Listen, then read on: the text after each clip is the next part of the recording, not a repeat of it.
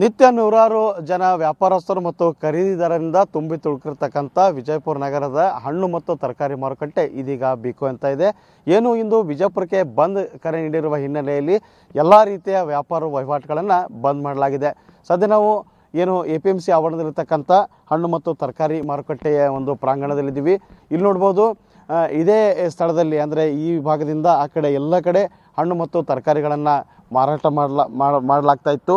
ಇಲ್ಲಿ ಸವಾಲನ್ನು ಮಾಡಲಾಗ್ತಾಯಿದ್ದು ಬೆಳಿಗ್ಗೆ 5 ಗಂಟೆಯಿಂದ ಹಿಡ್ಕೊಂಡು ಇಲ್ಲಿ ತರಕಾರಿ ಇರ್ಬೋದು ಮತ್ತು ವಿವಿಧ ಹಣ್ಣುಗಳನ್ನು ಇಲ್ಲಿ ಮಾರಾಟ ಮಾಡ್ತಾಯಿತ್ತು. ನೂರಾರು ಏನು ವ್ಯಾಪಾರಸ್ಥರು ಅಂದರೆ ಬಿಡಿ ವ್ಯಾಪಾರಸ್ಥರು ಏನು ವಿವಿಧ ಮಾರುಕಟ್ಟೆಗಳಲ್ಲಿ ಏನು ತರಕಾರಿಗಳನ್ನು ಮಾರಾಟ ಮಾಡ್ತಾರೆ, ಅವರೆಲ್ಲ ಬಂದು ಇಲ್ಲಿಂದನೇ ಖರೀದಿಯನ್ನು ಮಾಡ್ಕೊಂಡು ಹೋಗಿ ತಮ್ಮ ನಿತ್ಯದ ವ್ಯಾಪಾರ ವಹಿವಾಟನ್ನು ಮಾಡ್ತಾಯಿದ್ರು.